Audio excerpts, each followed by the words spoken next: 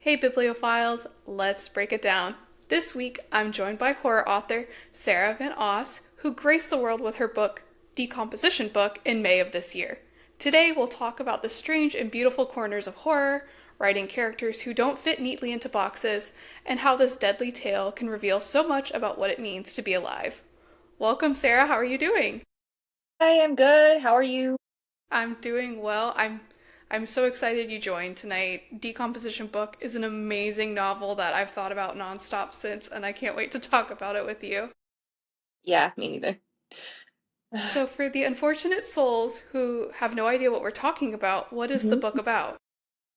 So the book is basically about a lonely little lesbian who's having a mental breakdown because she has newly diagnosed OCD and a really shitty ex-best friend, who is nepo babying it up in her parents' lake house. And one night she takes an Ambien with a bottle of wine, as one does, and wakes up in the woods behind her house next to a dead body, and the dead body happens to be a dead hiker that everybody's been looking for, dead lost hiker. And the journal that explains what happened to her and her hiking group is with her body.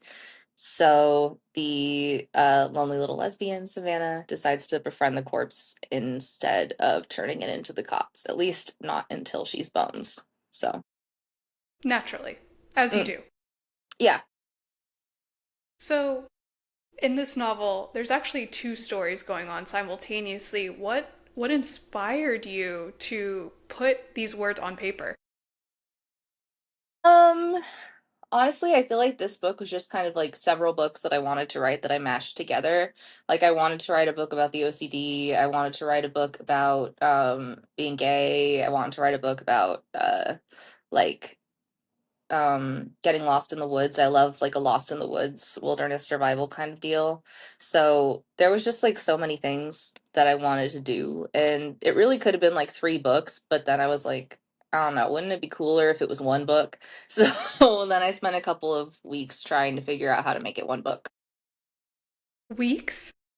Yeah, well, it was like I don't know, it depends. I wrote the first draft in 6 months, but it was like before that there was like a period of time that was also like 6 months ish, maybe, where I was just thinking about it. I was like, I don't know if I'm gonna do this, but I'm thinking about it. And then when I got really serious about it, it was like a few weeks and then I started working on it. That's amazing because there's just so much. I don't want to say jammed into the book because it's done so well, but all of the angles and perspectives and dark humor and vulnerable moments, like to hear like that was actually written in like 6 months with like a 6 month thinking about it. That's just amazing. That's insane. Insane. Yeah. Yeah, it was fun. It was wild. I don't know. I think it's because it's like it's not the first book I've written. So by the point that I was writing it, I was kind of like settled in to myself as a writer, and just it was just like the thing I was doing to occupy my brain, you know? Mm. Well, some people assume writers are also readers. Is that true for you? I think that to be a good writer, at least, I think you have to be a pretty voracious reader.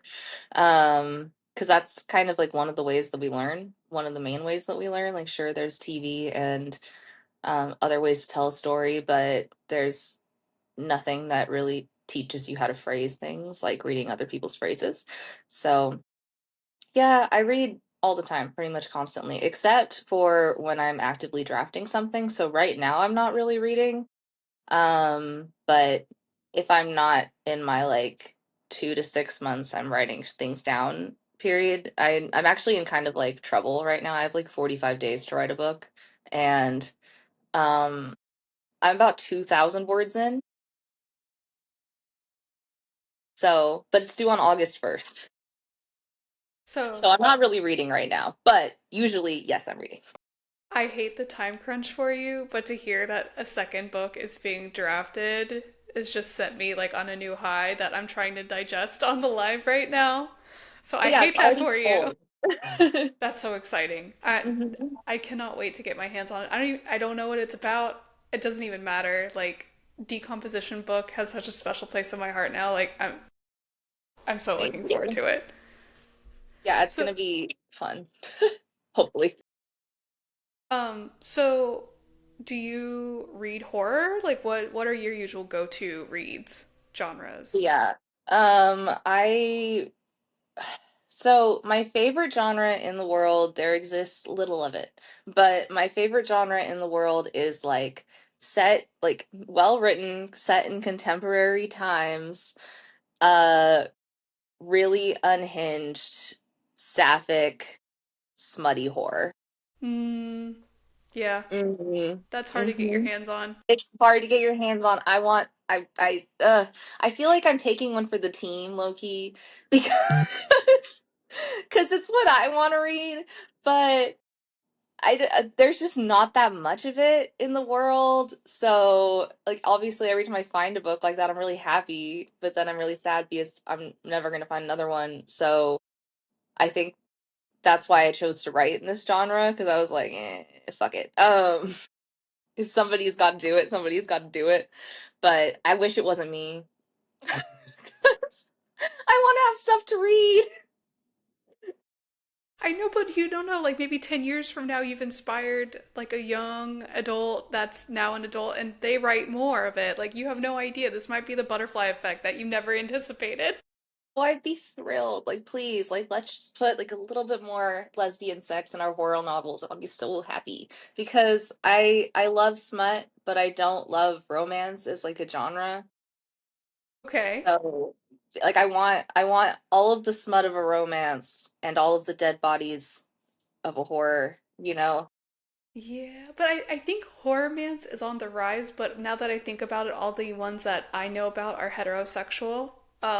Yes, that's Yeah. the thing. They're so heterosexual, and then you have to deal with somebody's dick. Yeah, and sometimes corpses are better than penises, so Mm-hmm. I stand by it. oh my God. There were just so many lines where I was like, this humor. Because sometimes I feel like I am the one that makes those dark humor jokes and it kind of goes over people's head. But like every page, you delivered some sort of zinger. Like there was a quote that was like, I've never been so excited to see a white man hold a fish before. And I just about fell out of my seat crying of laughter. Because it's so true. It's so true. Everybody's Hinge profile picture. Yeah. And then, of course, I live in Florida, so the Even future more roommate so. of Casey Anthony will forever hold a space in my heart. Yes. Yeah, I saw that documentary about her recently where she was like, I didn't do it. It's fine. Like I was just like in a weird prolonged state of shock where like I didn't notice. What? How'd you not notice, babe? There's literally an Instagram account where people in Florida narc where she is, and one time she was at Disney World, and like the whole internet just like rebelled against that. Like, bet your daughter would have appreciated going there. Like, it was, Uh, even for me, I was like, this is a lot.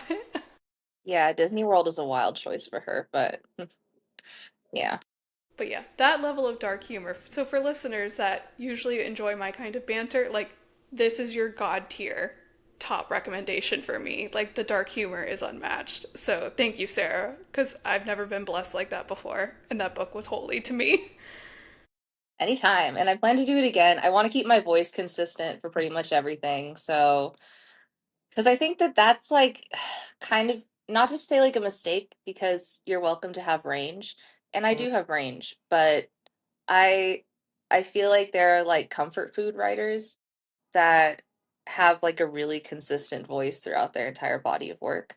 And like it might mean I have less impressive like range of genre and vibe, but I want to be like one of those comfort food writers, I think, and just be like super consistent.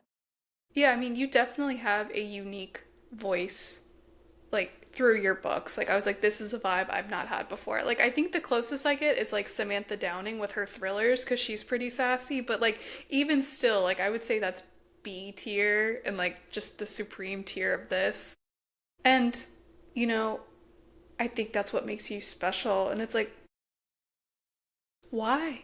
You don't have anything to prove. Like it's already amazing. Like just No, I'm proving it to me. Like I do have something to prove. I'm so ambitious. I'm like dumbass ambitious. I treat myself like an Olympian Um, in terms of the way that I approach writing books, like I started really, really small, and I was like, okay, we're not going to publish anything until we get to a very specific point of skill that I'm happy with, where it's not just like we're not just writing off of like youth and muscle. They talk about that in opera master classes all the time, where a lot of times singers, like you'll see them be like they sound really, really good when they're younger, and then um they peter out when they're older, and it's because when they're younger they're singing off of like youth and muscle, and you've got all these like child prodigies that uh after their full muscles develop and after everything grows in, they can't do it anymore.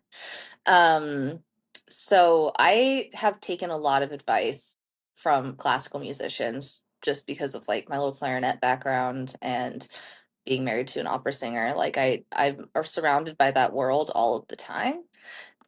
So I see their level of perfection, and I watch my wife practice, and she's like working on like something that you can't even hear, you know? Um, and I wanted to make sure that my approach to writing was as similar to that as possible, as similar to like an Olympian or a classical musician or somebody where the end result expected is like both perfection and effortlessness, you know? Like you're not supposed to be able to feel the hand of the writer, ideally. Um, so yeah, I really just started going at it super young. I was like started with short stories and then switched to novels when I was around 14. Wrote a few books in high school, wrote a couple more in college, and then I think this one was like my it's technically my sixth because one of the high school books was a duology, but Hmm. I grouped that duology together because I didn't finish it. So it's my fifth, but I wanted to make sure that I practiced before I put something out because I was like, oh, well, you really only have like one shot, and you're asking for like someone's time and energy a lot more than like a movie or something short if you're writing a novel and asking people to read it. Well, and I also think for your novel specifically, a lot of times I walk away from a book feeling one way, but at the end of Decomposition Book, I felt so many things. Like, I felt like, first of all, it was a state of like, no, but what happens? Like, what now? But in a good way. And then, of course, like, I felt, kind of this empathy and grief for Savannah as we go through her journey. But then I also was just so mad about how life has unfolded for a lot of the characters in the book too. So, and they were all just so genuine, not forced, so organic. And so like sometimes I see books attempt that and if you like one of those angles feel forced. But for Mhm. everything in Decomposition Book, it just glides. Like it just soars. Thank you. A lot of practice. That's all that is. I we appreciate the practice because phenomenal. Um, so you mentioned that you thought about it for 6 months and then you wrote it. By the hmm time you actually started to write, did you have everything planned out at that point, or did you kind of discover things along the way? I don't put anything on paper until I have everything planned. It's like a strict rule of mine. For the first like three-ish books, I did put things on paper and just kind of meandered along. But then I would realize that if I did that, I would have to fix more and edits. And I am a fundamentally lazy person. So I was like, all right, let's streamline this process. So what I do is I get my entire first draft together and all of the plot and everything and put an entire first draft together in my head, hold it there, tweak things for a little bit, and then once I am happy with it and I've got like a really solid beginning to end and I've got like several anchor points throughout the book that I want to like keep the structure um founded on, like tent poles kind of, then I will be like, okay, and I usually write extremely out of order. Like, I don't outline or anything. I just will like put in the structure of of the book, like the broad structure of the book into for a decomposition book, it was like the timeline. Um into like a doc and then just start patching it together and fill in the book from there. And that usually takes 6 months, but This time, we're going to try to do it in 45 days. But that's okay because I've done NaNoWriMo at least twice. So it'll It's be gonna fine. We it's have gonna be time to fun. edit it. Yeah. Yeah. We got a year after that in edits, so nobody panic. But I'm just trying to get out, like, I want to get out as many books as I can before I die. So whatever I can do, like I've already got another one drafted that we're gonna fix like directly after that one. So we're ready to go. I want to book a year. I want to go as fast as TradPub will let me. The horror girlies are so fed right now. It's such a good time to be a horror girly. I can't wait. Oh, Yes. Such a good time to be a horror girly and such a good time to be a whore because all of my books are gonna have some form of lesbian sex in them. I don't care. There's a lot of Goodreads reviews right now that are like, the spice was surprising. Well, next time you read me, you won't be surprised. and you That's know on you, what? babe. And you know what? Like, I am such the opposite. Like, I'm fine without like going with the spice scene. Like, if there's yearning or romance, like Hannibal the book, and if you think about the movie, y'all, I love the movie too, but the book is completely different. Dark romance girlies need to get on Hannibal. Like, that's an opportunity there. And so when that scene came, like even me, and I typically don't like any type of spice, I was like, this is good stuff. Like, excuse me, I need a moment. So, I've gotten that a couple times, and then there's like women that are like very straight that have like slid into my DMs and been like, "I'm so straight." However, well maybe done. less straight than I thought. Yeah, Well, I think it's just one of those like you can know what works for you, but you can still appreciate what works for exactly. other people. Like it's I mean, I Yeah. myself have been heterosexual, but even I sat back and I was like the love, like the love, the spice, throughout the various characters' relationships, like Yeah. even I am like yearning and rooting for, and like I think this is just a phenomenal book for people that are like, I don't know where to start because I am heterosexual. Like, Decomposition Book. Decomposition Book. It's Yeah. flawless. Yeah. Exactly. Um, I want it to be accessible to everybody for sure. Like anybody that, well, maybe not children, but anybody that is watching rated R movies. Consenting adults. Consenting adults, Here we go. yeah. Um, but not for anybody under 18. But still, yeah, I just want it to be like kind of a book that's like it's accessible to people that don't read a lot or like are just trying to get into a genre, um, or like are on like TikTok a lot or whatever. Like they're not really used to that kind of media. And also for people that read a shit ton. I want it to be like you can find something in it if you are super nerd, or you can just sit around and enjoy the story if you're just trying to enjoy a story. So, And I think there's just these things that universal as human beings, no matter how you identify, are so pronounced. Like, going through a traumatic experience and coming out of it being like, well, who am I? Like, hmm just being rattled to your core. Like, yeah, and that happens multiple times throughout the book with multiple perspectives. And it's like, damn, like, yeah, everybody has an experience like that. And that's what really hooked me, like, thinking of my own past and history. It's like, hmm yeah, I get this. Like, yes, it's yeah, hard out there. yeah, I mean, everybody, the thing is, like, everybody's surviving something. And I think that one of the points of the book that I was trying to make was that, like, you really can't compare it because there's just like so many ways that you could be suffering. Ava's suffering in a really obvious way. Savannah's not so obvious suffering, like she's Uber Eatsing, okay? Like it's people are like, how is she getting food? Uber Eats. Savannah's family has money. Listen, Savannah's major food group is wine. Yeah, yeah. Whole That's how Foods she's wine feeding. store. Mm-hmm. Yeah. So, it's like it doesn't seem like she's suffering, but like she is suffering because her brain is torturing her. So you can't really compare, but everybody's going through something no matter what your physical circumstances are, so you can't really judge. So speaking of Savannah, because I've thought about this nonstop. Mm, What was the hardest? Because she has so many. She has this huge cocktail of emotions. What was the mm. hardest to balance with her? Her humor, her grief, or her obsession?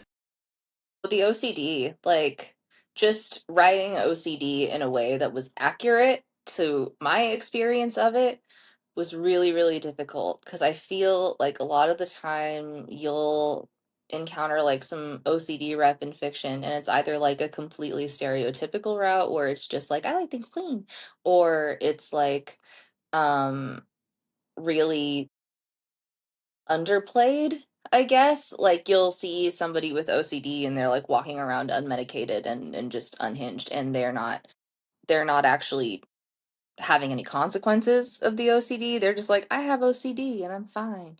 And it's not like that. Like it can be severely crippling. And when it gets severely crippling, it gets really funny because then you're like doing random shit that you're like, wow, this is wild behavior. But sometimes it's right. Like the other day, I was checking the door. I was opening and closing the door twice to see if it was locked, and it was unlocked. And I like looked at, and my wife was like, "You're not supposed to be doing that." And then it was unlocked, and I looked at her, and I was like, "I did it. The OCD."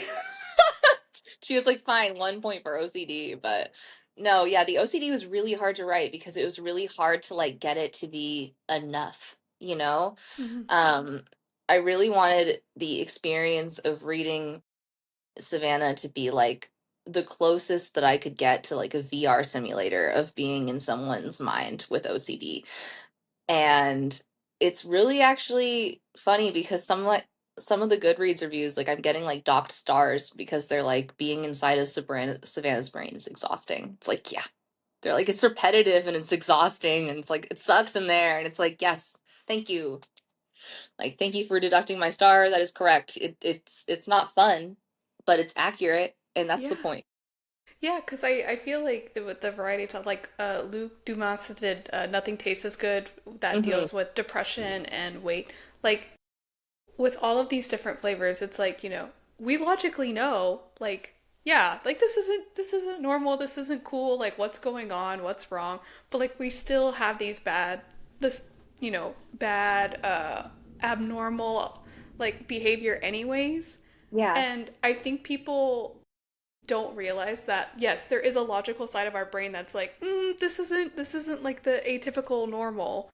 They just think that like people are unaware Mm-hmm. and just delightfully ignorant about the things that they have. But no, Yeah. I liked it because it's like, yes, this does seem, not with necessarily the OCD, but other things that Savannah went through. I really related to, and I was like, yes, this this seems genuine. This seems real, and it's not pretty, but it's real. Oh. No, like it's, I mean, this like Savannah's story is like very not based, but like very like it came out of like one of the years of my life right before I got OCD, where I had like a complete mental breakdown because my ex best friend bounced in a not dissimilar way, Mm. but not the same way as it happens in the book. But it was like just I had like the meltdown of the century. I was like drinking too much and um definitely mixing everything with Ambien, which is how I know that you don't remember shit in the morning. Like you don't remember shit. Although my problem would be like I'd be like buying things. Yeah. Like what? I R.I.P. need to know. Like one of the Oh my strangest things that God. showed up on your doorstep, and you were like, "What the fuck was I doing last night?" Okay. All right. This one is recent. But it was because okay, so when you have a book come out and you have OCD, it's very scary when it gets really close to the book coming out because in my case, I was like I am for sure going to die before this book comes out, or my wife is going to die before this book comes out, or one of my cats are going to die before the book comes out. So I'm just like looking at people and creatures in my life and just being like, um, who in the Hunger Games is going next, before May 19th. And as we got closer to the date, I was like walking around like a chihuahua in the rain. I was shaking like full stop all the time.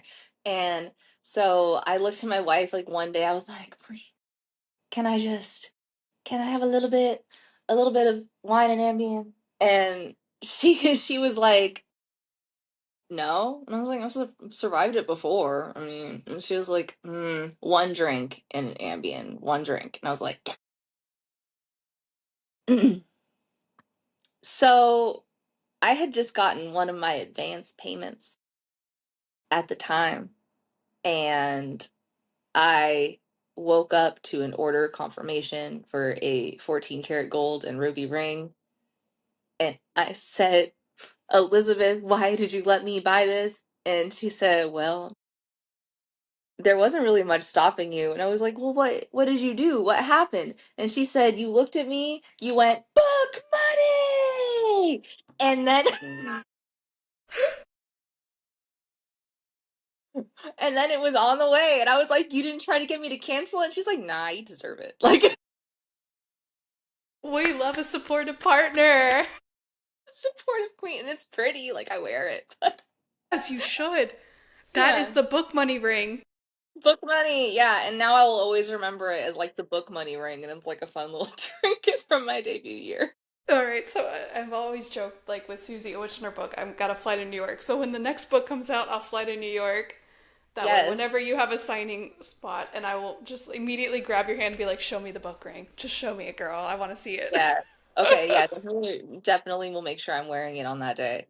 Hit me up, yeah. Well, okay. I thought like, you know what, jewelry, like I get it. I'm a jewelry girl, so I can't judge that too badly. I thought you might say like, a self like made statue like a in your honor of yourself just showed up at your front door. So you could have gone worse. Like you really could have. It That's could have not been too worse. bad. Like, if you think about it really, really hard, it's technically transferring your money from one form into another form because it's gold. So, like, allegedly, I didn't spend money at all. Allegedly.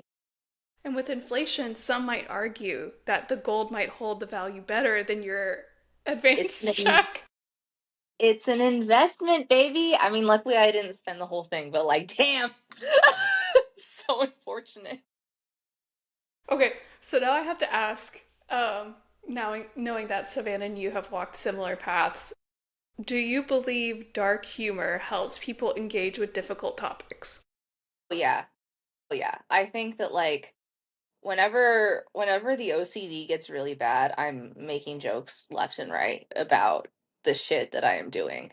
Like 2 weeks ago, like the day before the book came out, there was like I don't know how long the book's been out, but anyway, like the day before the book came out, I was like working or a couple days before, I was working an overnight shift, and one of my coworkers like had a cold, and I was like, I'll be back.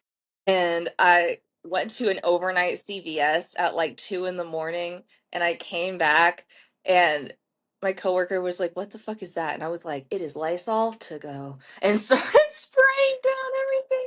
No, like to this day, because it hasn't fully calmed down yet, in my bag, we have stereotypical OCD. We have Lysol to go.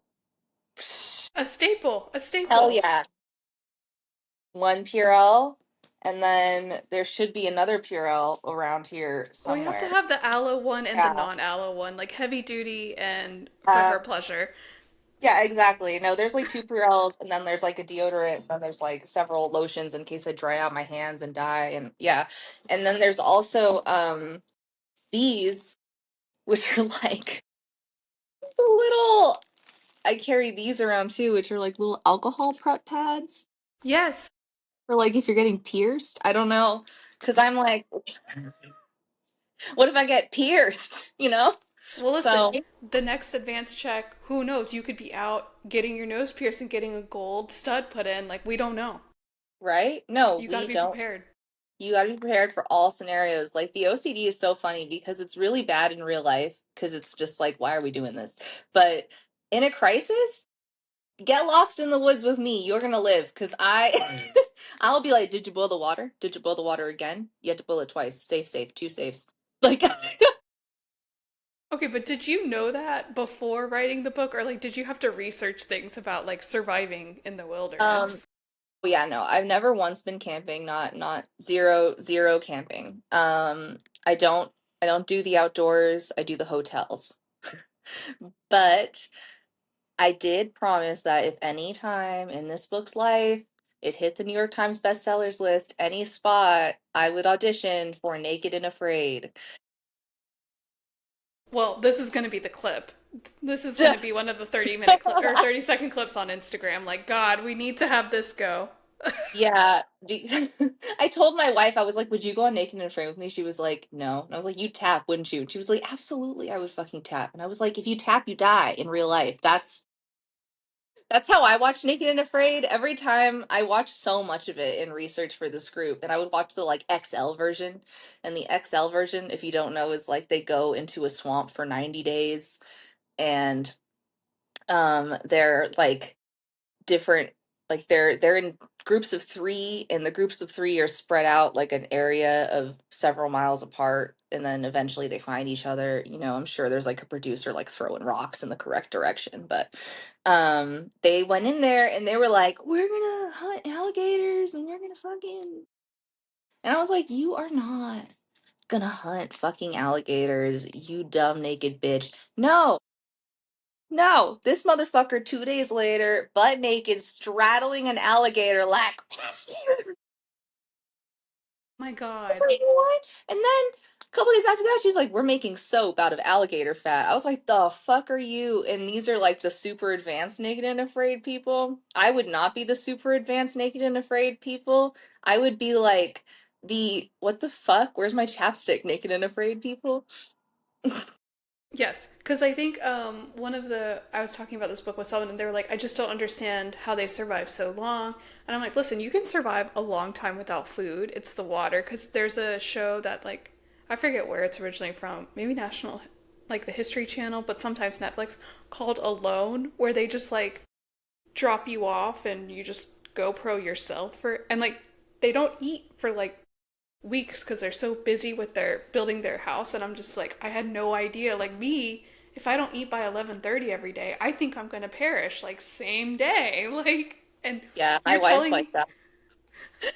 the shaky hungry, like the cranky Yeah. hungry. Yeah, she gets like she grows a different personality. But like with me, I don't even think that the hunger would be the biggest problem because because of the Crohn's, I'm used to it.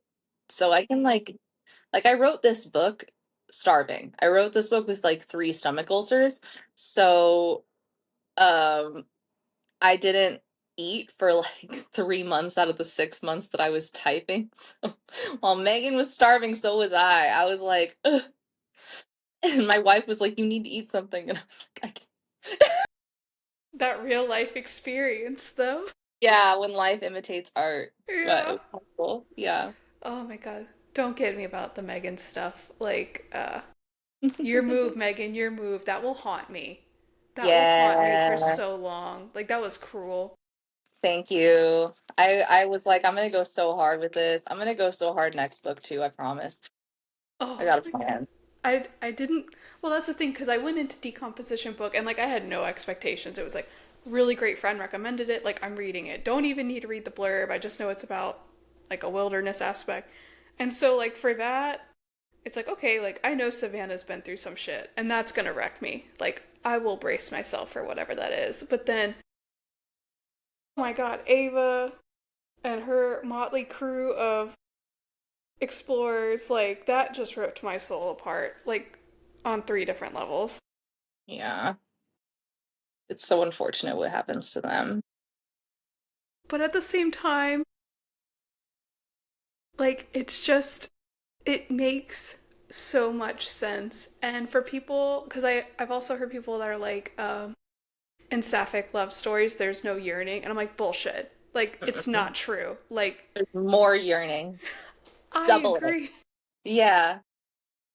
I agree. And it's just, especially in this, because you've got like so much yearning at all times, like at a certain part of the book, and it's like, I'm fed. Like, I love the emotional strife and struggle of like, emotionally worrying about attracting someone or being attracted to someone and like, is this safe? Is this not safe? Like, does this even make sense for me right now? And it just was a huge like explosion of that at one point in the book, and I'm hooked.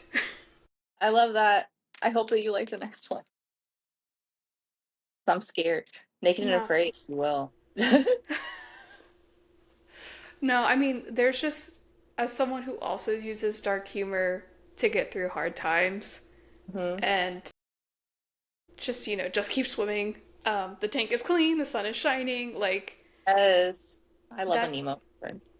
oh my God. Like, I really wanted to open this and be like, this is either an onion or an ogre, but it has layers either way. This book is just so layered. Like, I just, the, the references, the jokes, like, it was just so natural. And it's like, if this is your voice, like, there's going to be a lot of girls that are not afraid of speaking up, are not afraid of cracking a joke, like that are gonna fall in love with this too.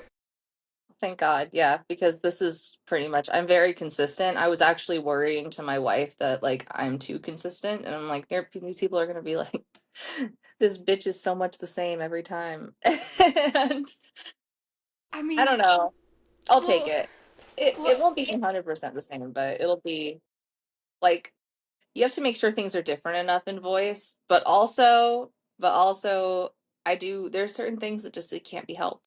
You have like a little bit of the center of you that's always there, and the dark humor is definitely one of those things that's like central to me.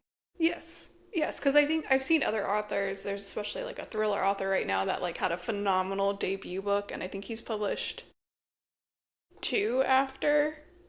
And Mm-hmm. like, I was the biggest fan of his first book, but his second and third book made me step back and go, all he's trying to do is the first book in a He's just different gonna setting. repeat it. Yes, I hate that. I hate that. I'm like, no, don't feed me like the first book, but like what I'm talking about isn't like plot and like style, it's like voice. Like you know what I mean? Like No, the we general the we need heart your and voice. soul. The heart and soul of the book is the same. But yeah, That's what we need, though. I mean, to different your plot, point, different characters, different motherfuckers in the different situation, but yeah. but to your point, though, there's not a lot of books like this, and we need more. Like we do. Yeah. Yeah. No, they're all going to be in the same realm, obviously different from each other because I hate it when people put out the same book over and over again. But, and I can also think of several examples of that, which I won't name because I'll get canceled. But yeah, no, I plan to do like same vibe, different story, I guess. Okay. And so, as you were planning Decomposition Book, hmm was there a scene or a character idea that like surprised you and you were like, oh, that would be fun? I didn't originally plan that. Mm, the Reddit post. Mmm. Yeah, because I was like, damn, actually the like putting a Reddit post in here would be fun. Like you can just yeah, the Reddit post I didn't originally plan, but I was like, oh, what if I just fucked around and found out? And I ended up liking it, so I kept it. Yeah, and I think that is a credit. Like Savannah, when she's hyper fixated. Yeah. She's gonna fuck around and find out. And when you're hyper fixating, you're always like looking for answers on the internet. Like that's every single time my OCD gets bad, it's like 2 in the morning and I'm like, do I have ALS quiz? You know? Um And yeah, there's so many things. Like, is my heart beating too fast? Uh, yeah, it's like super it can get super unfortunate sometimes. I think when I started dating my wife, I literally Googled, does my girlfriend like me? And Um, it's I'm a lover of technology, but sometimes too much information is a bad thing. Cause like I yeah, used I used to wear an Apple Watch, and like do the whole like health metrics and stuff like that, but it's like this is making my anxiety worse. Like this is actually a hindrance to me. And so I stopped wearing it because I'm like, this is too much information for my poor little brain to process and like spin off like 16 other fantasy scenarios that may or may not happen just because I got like a bad reading on my wrist. So Yeah, poor I my mental. also, yeah, yeah, regular watch. Yes, regular watch club. And it's hysterical because I'm Mhm. like one of the few people at my work that doesn't have a smartwatch, but it's like, listen, like if you want me more mentally present to deal with this, I Mhm. can't deal with that. Fair. So I also was wondering Hmm. because you have a lot of horror tropes in this, which are all done well, which is why I love it. What is your favorite horror trope that you hope like continues to stay popular or that you wish you would see more of? A cannibalism.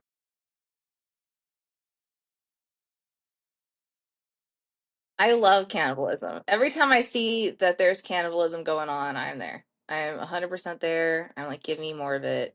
Uh, somebody actually like one of my negative Goodreads reviews was like, I wish there was more cannibalism, and I was like, me too, bitch. Like, I just couldn't fit it in realistically, but I also wish there was more cannibalism, babe. Like, facts, more cannibalism. I don't know. With a little mushroom and it goes great with a Chianti. Like, Yes, exactly, exactly. See, you see the vision. We're doing a charcuterie board over here. Decomposition book charcuterie board. oh my god, you should. That would be so hysterical. Like this is the wine. This is Mm, but no, it would be I'm mostly wine. I'm a huge fan of cannibalism. I think I'm old school with it. I'm liking how it's coming back a little bit. Mm, Usually I am the one saying that it doesn't go hard enough, but Decomposition Book I think did a phenomenal job for reasons I will not name. Um yeah, I felt like that was because I feel like some people allude to it and they'll like yes, I did. But I feel like in Decomposition Book you have a very clear understanding of what happened and why. yeah, yeah. No, it needed to make sense. It couldn't just be in there for like the vibes. Although I would love to do cannibalism for the vibes, I just couldn't justify it. So, So what are your cannibalism recs now? Now that you're like mm, after my own heart. yeah, yeah, yeah, the lamb. Um, I really liked the lamb, and then fucking what else? I mean, Yellow Jackets, obviously the show. I know not book, but Yellow Jackets. Um, I wish there was more cannibalism in the Hunger Games. There's a little bit of cannibalism in the Hunger Games, but there's not enough. There should be Mm. more. That's one of the ones that should have more cannibalism, but I'll forgive her because it's the Hunger Games. Um, oh God. What else? I read so many. The thing is that I read like so many cannibalism books that they all like blur together in my soul. Exquisite Corpse was good, although it had too much like there's too much sword fighting going on in the book for me, a little lesbian. It Fair. was a lot. Fair. It was a lot. Um, yeah, and then did you see that movie Fresh ever? Which is like it's not great, but it's fun. I haven't seen And it. it's like, yeah, it's like this like guy who like fully like dates girls. Like he like fully makes them trust him completely, and like he'll date them for a few months, and then he'll be like, oh, let's go away together. Let's like take a sec. And he'll take them to his like, he'll be like, oh, there's a storm or something like, let's wait it out in my little like fancy house or whatever. I'll make you a drink, we'll chill. And then he like keeps them alive in his basement, and he's like a surgeon, and he like will get pieces of them one by one, but keep them alive as long as possible so that the meat is fresh. And then it goes out to like billionaires and shit. But that's pretty good.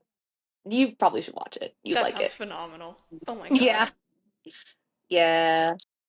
I also have this thing where like watching it is more difficult for me than reading it. But that I'm just gonna have to power through. That sounds really good.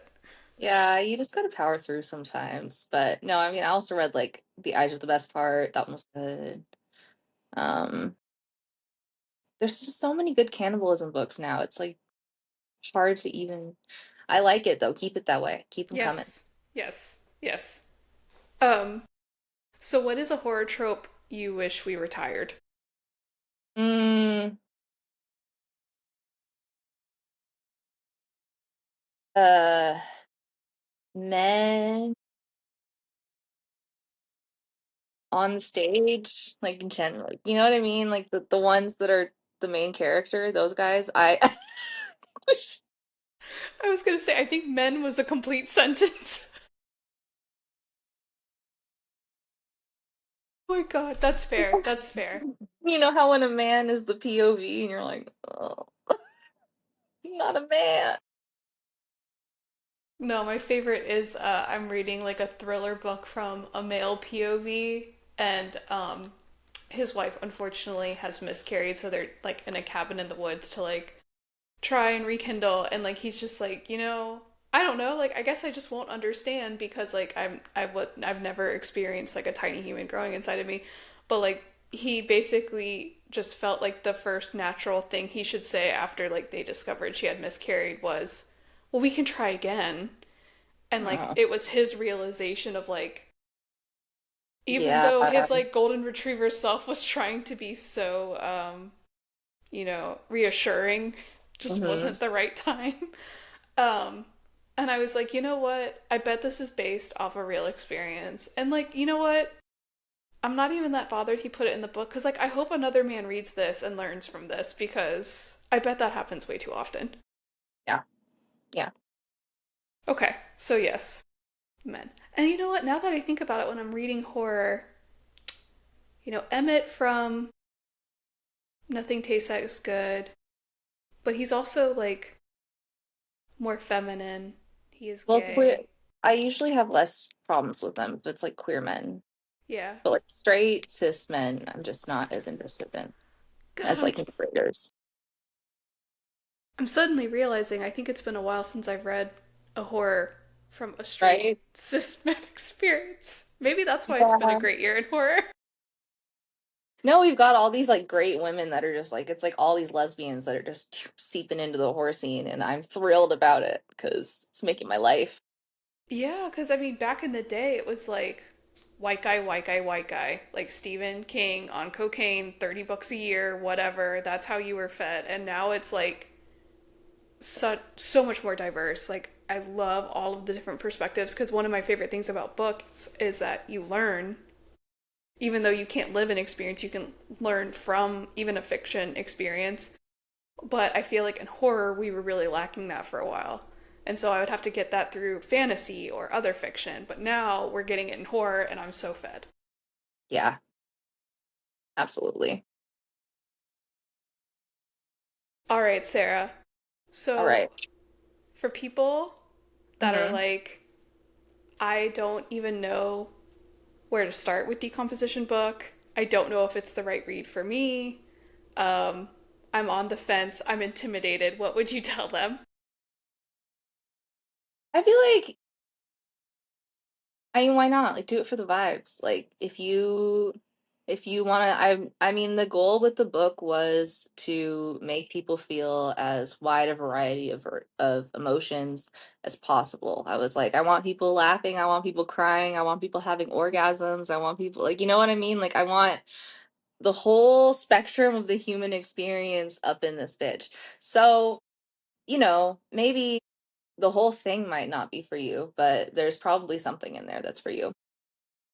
I also stand by that and support it. So if you're listening, do it and slide in my DMs after if you've got a problem, because I need more people to talk about this book with. I can't stop talking about it. I literally watch all of your stories, and when someone posts a review, I'm like, oh, maybe finally someone else to talk about this book with because it's so phenomenal. Thank you so much. Yeah, I also I feel relief whenever I see a new person talking about it. I'm like, thank God I tried. No, I think it's one of those that it's remarkable and it's unforgettable, and I know a lot of people are like, oh, 5 stars, and then like, oh, ask me about it 2 years later and I won't remember anything. No, like this is a story I think that people, it's going to stick to people's souls and they will remember, because it is such a symphony of so much.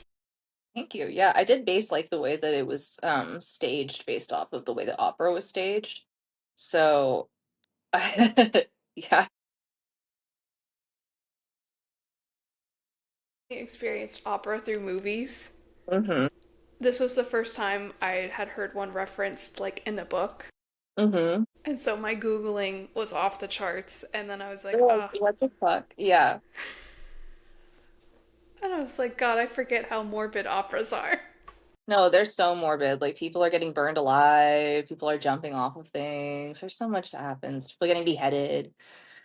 There's like a really good aria at the end of Dialogue of the Carmelites, which is about like nuns in revolutionary France or whatever. And at the end of the opera, all of the nuns get beheaded. And it's based on like a true story. Like this actually happened, like dead ass true to life, where all the nuns like lined up to get beheaded, and they were all singing as they were like walking to the like scaffold or whatever. Like so, and then they get to the end, and um there's only like, and the way that they do it in the opera is that like they line up the nuns and like all the nuns are singing, and then you hear like the slice of a blade, and then it's like a little bit quieter. There's like one less voice, and they go until you can just hear like one lady, like tiny voice like singing, and then you hear this like, and then there's nothing, and that's And like the end of the opera. It's iconic. It's one of my favorite moments in opera. I was like, damn. yeah, you didn't apply that to Decomposition Book or anything. No. No. Yeah. I do wonder, like, how Savannah's doing, like, a year, 5 years, 10 years after. I do wonder. I think about her. Yeah. Yeah. I'm thinking about her a lot right now, so we'll see. Well, Sarah, for listeners that are new to you and new fans, you mentioned you got a lot of things in the works. Where can they follow you to stay in the know of how things are going? Yeah, I am at Sarah McClarinet on all platforms because when I was in high school, I played the clarinet, and that's when I made my Instagram. So, uh, that's me. No H on the Sarah on all platforms, and I will be probably primarily on Instagram. But yeah, right now I'm on a tight book deadline, so you might not see as much of me as usual, but I will be around. Well, and I will have that for you listeners in the description, a link to her Instagram. That way, when the announcement does come, go ahead and follow her now. That way, you get notified as soon as she posts it out there. But Sarah, thank you so much for coming on. It has been an absolute pleasure. And thank you so much for writing Decomposition Book. It is so amazing. Thank you so much for having me. I've loved this whole conversation. I like that we had matching flannels. Like we didn't even plan that. Yeah. For two girls that don't like camping, we dressed up for this book. We dressed for this. Let's go, baby. Yeah, but I mean, maybe you'll see me camping on Naked and Afraid one day. We'll see. Goals. That clip will be out Goals. shortly. All right. Thank you. Bye. Have a great rest of your night. You Bye. too.